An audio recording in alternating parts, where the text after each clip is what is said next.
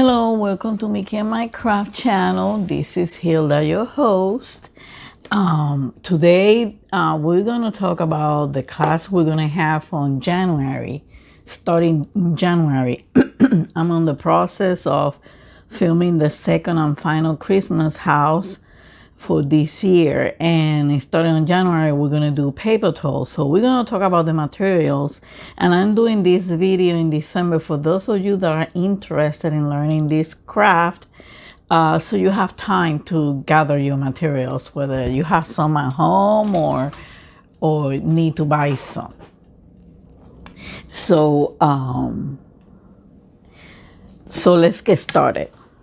First of all, what you're going to need a mat.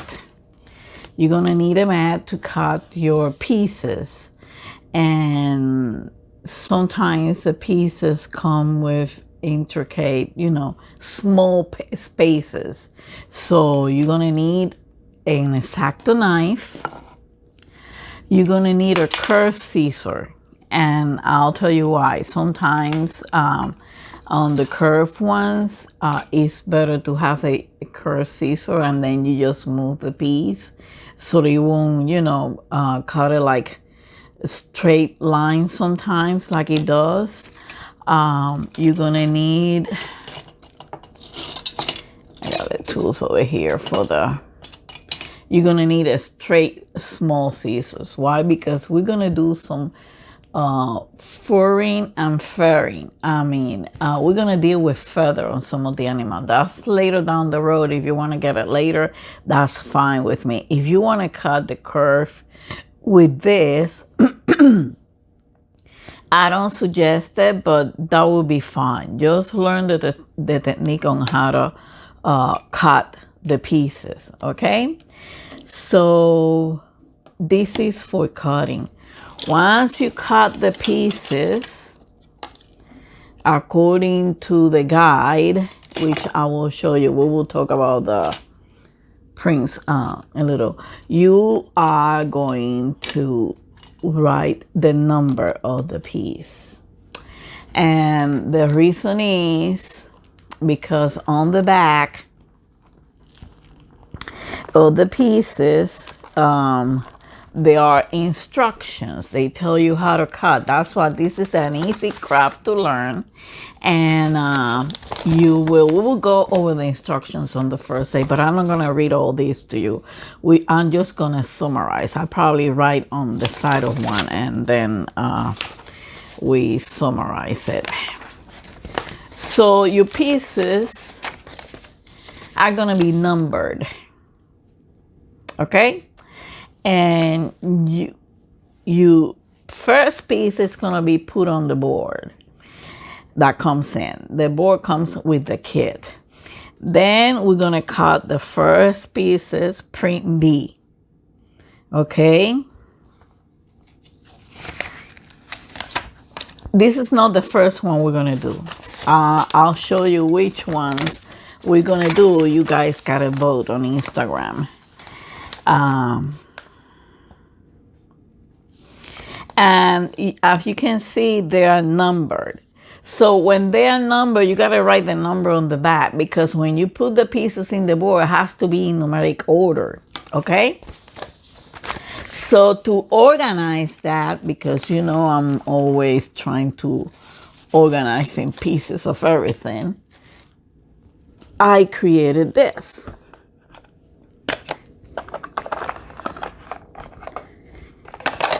These little containers, which I have talked about before. Remember, you have to write the number in the center of the piece. Do it with a pencil if you can, okay? If you have one.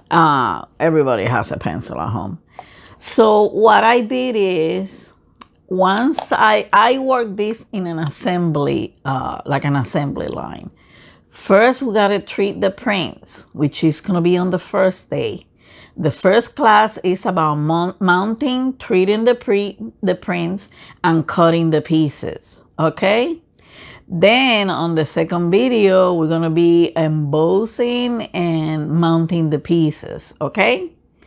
So this one I organized it for pieces 1 to 9, 10 to 19, 20 to 29, 30 to 39, 40 to 49, and 50 to 59. Although I saw a print that has over 60, so that's for later. Probably gonna need to get another one. And for embossing, once we cut the pieces, we're gonna emboss. If you have any embossing tool, that's great. If you wanna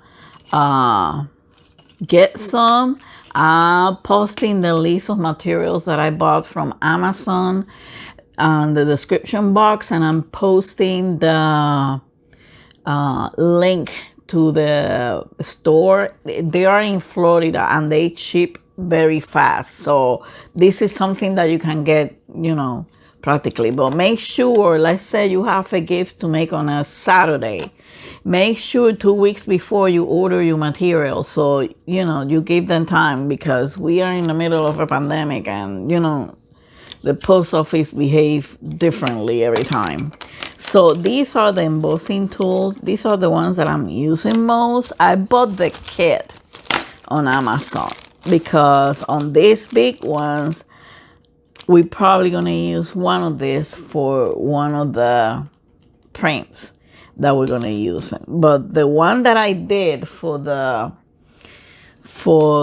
butterfly, which I posted on Instagram, and you have my Instagram link below. Oh no, I'm not gonna put these ones in here because these ones I'm using the most. This is for later. I'm gonna show you. I forgot to get it. I'm gonna get it real quick.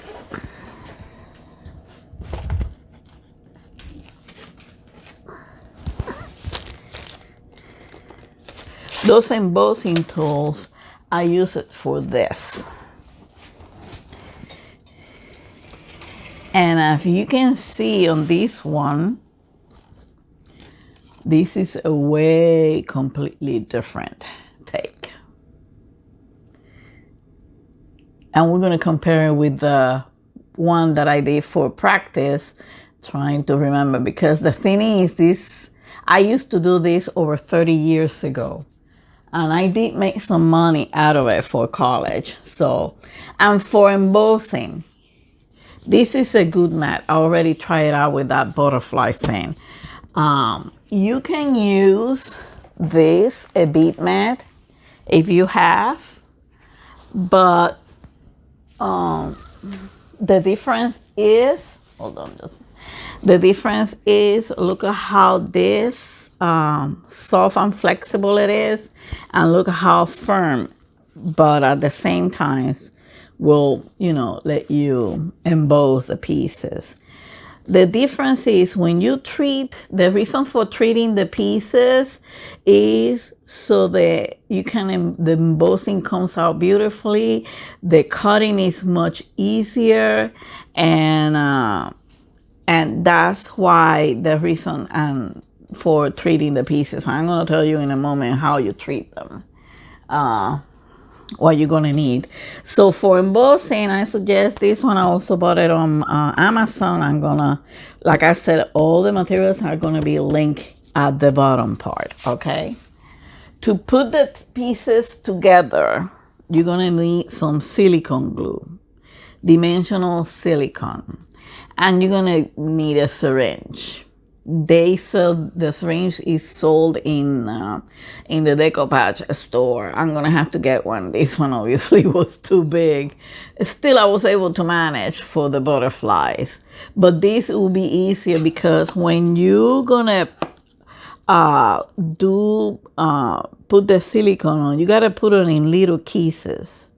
They have to raise up, and sometimes it's going to have a tip. So, and I'm going to show you how to preserve the silicone glue so it won't get, it won't get hardened inside the tooth. This is an all. I use this for when I have to pick up a little bit. Let's say you put some different various dot of silicone glue, and some of them came off on the side. With this, you can, scrap it a little bit on it. Okay, that's the silicone glue. I suggest a sprayed adhesive to mount the print on the board. If you use a glue one, you have to make sure you spread it evenly and there's no bubbles. This one, because it's gonna come out terrible and it's gonna look awful. It should be a permanent. This one is temporary or permanent bond, so I didn't have any problem with my print. So I suggest a sprayed adhesive. For treating the prints, like I'm telling you, when we do the first day, we're gonna treat the prints. This is a must-have, and I think everybody has one of these at home. Okay, but you have to use a generous amount, and then you use this to spread it around, because you gotta spread it evenly. Okay, this is what is gonna be used: Elmer's glue. I bought this one on Amazon. This is a big bottle on it.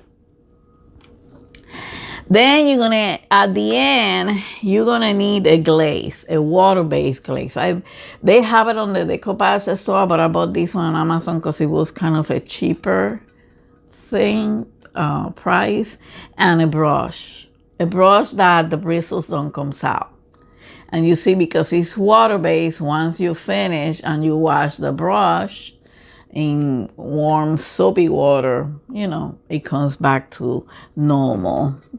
And you're gonna need tweezers to pick up the pieces, especially the tiny small one, because you're gonna have very tiny pieces. Okay, you're gonna have very tiny pieces. Now, one thing that is very important, and I got this piece over here so I can show you, is your markers. Your markers has to be bleeding free. Whether you have Arteza, whatever brand you have, test it in a piece of paper. If you put a dot and the ink express a lot, that's not good to use, because you need this one. I bought it because this brand is the one that they recommended on the decoupage. It's called Stellar. And it's a 20 color because I didn't need that many. It's a Stellar. And the reason that we need that one, I'm going to show you, is because when you cut the pieces, you see that you still see some white around of the cutting edge.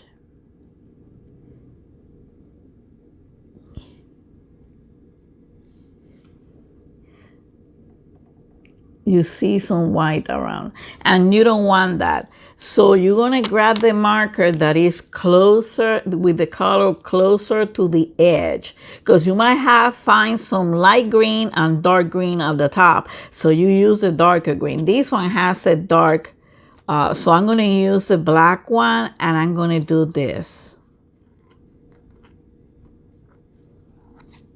Okay, and you're gonna see the difference from that to the white. It makes the pieces to pop up. On this one, I should use a yellow one. So I'm gonna do the same thing over here. Right? It's gonna make the piece to pop up. So you need a set of markers. And also, the good thing about these markers that I found out, sometimes when you're doing this, it might come out like this. So you quickly rub it between your thumb and your index finger, and it comes off. So that's what I like these markers a lot, especially for decoupage.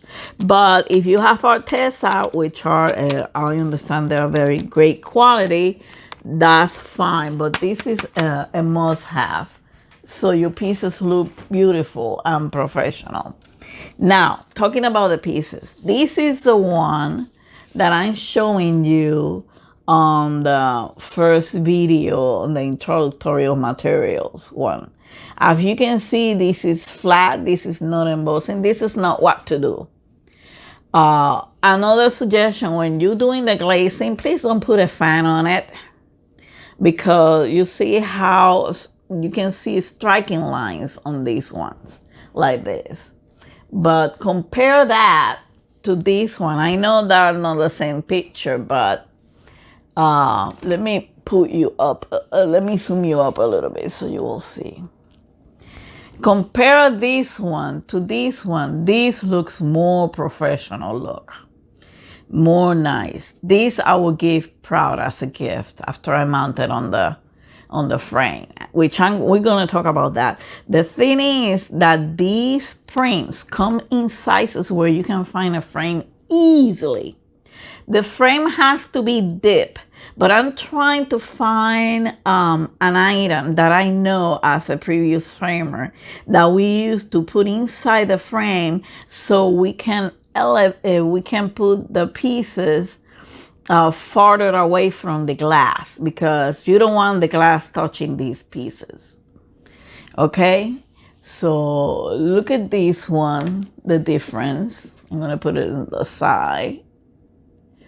Look at how neat, and look at how neat the glaze came out. Nice, smooth, and even. What you're seeing is the creases of the embossing.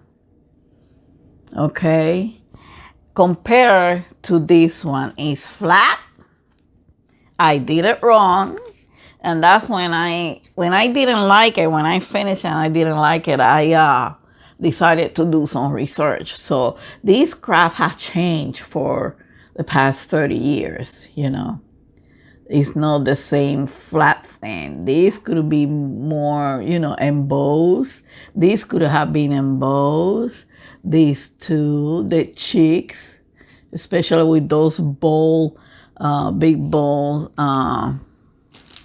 embossing tools like these ones, and you know, and the umbrella. So, you know, it's a lot missing in this piece. It's just like one piece on top of the other, and that's it. The flower doesn't have a form. The hands doesn't have a form. So, you know, it's missing. It's missing. Stuff are missing from this one. So because of that, I decided to get it again, because I'm going to do it using the techniques. And I decided to buy it and using the techniques. But which one we're going to start, I don't know. I posted on Instagram all 4 pictures. These are the 4 from the Honey Bun series that you can get. These are good gift for kids, for the room. Let me try to make some space over here.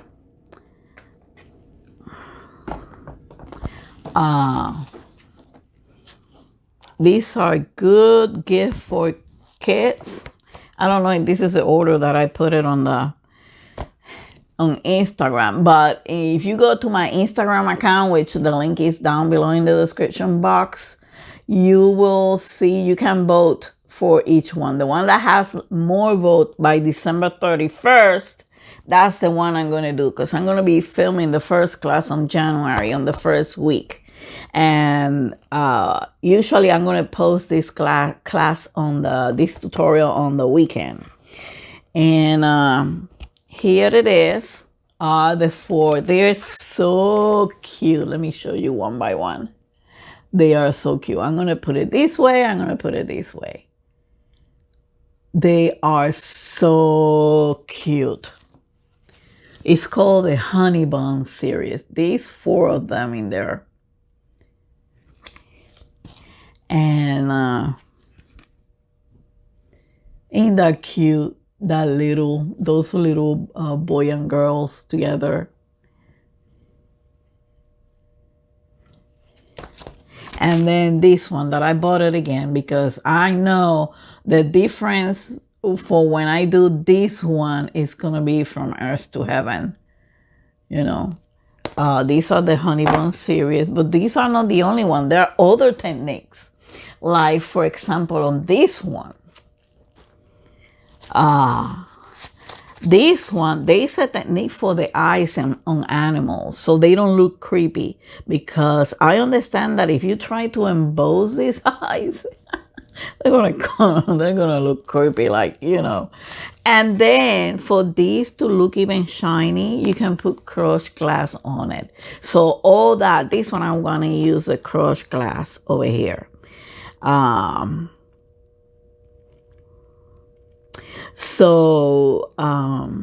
was thinking about using a foil thing in here, but this one we're gonna use crushed glass, and on this one we're gonna use sand for the walkway. But I'm trying to get one that is more, that doesn't have the, because you gotta, when you put the sand, you gotta put the silicone first. That's after you mount the board, but we talk about that later when it's time to come. So, you know, I love lighthouses. And this is a normal Rockwell that also reminds me of my infancy. My mom used to tuck me in every night. Who doesn't remember that? You know.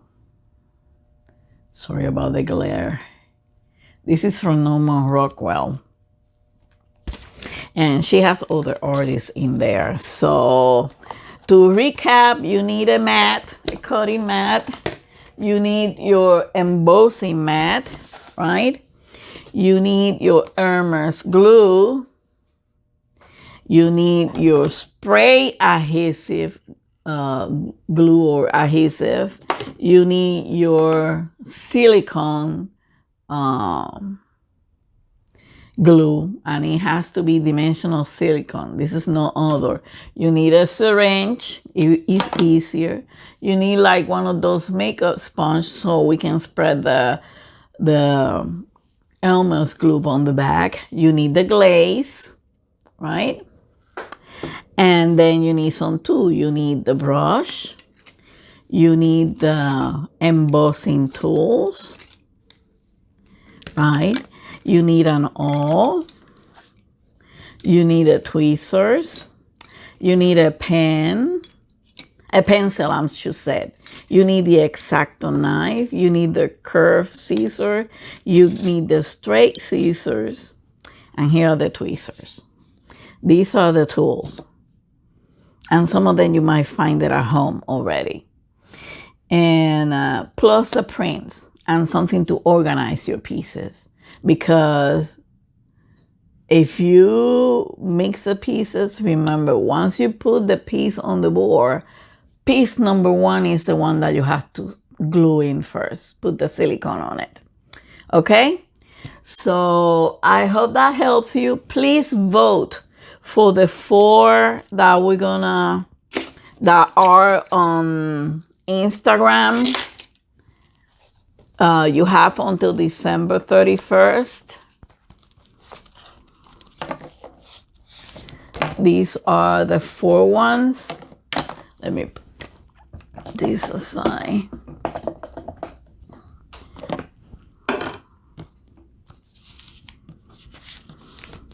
Let me take these out of here.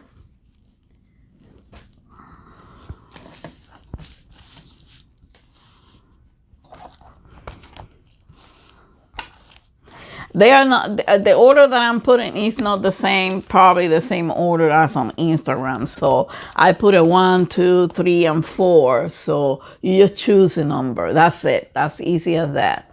In the first one, you don't see the number. You just have to know that if you see number 4 over here, the one on the side is number 3. So here are the pieces. Again, I'm gonna show you both ways. That's one.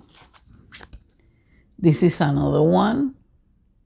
Remember, go to the Instagram page and vote there on the hashtag Paper Tole. Okay? This is another one. What you see on the back in black, that's the mounting board. So it comes with the mounting board, all the prints that you need, and the instructions, okay?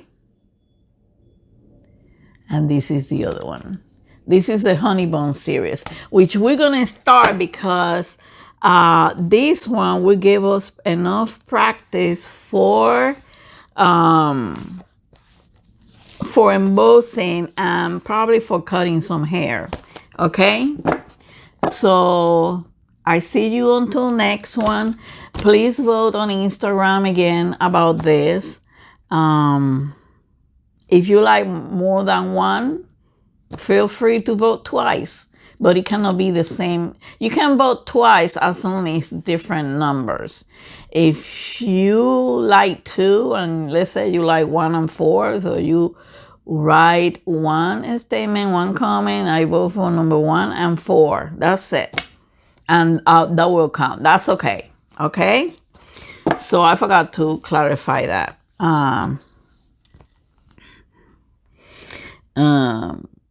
So I see you in January, and I hope you have joy. This is an affordable print. At the beginning, like everything else, you need to spend some money on tools so everything comes out nice and pretty.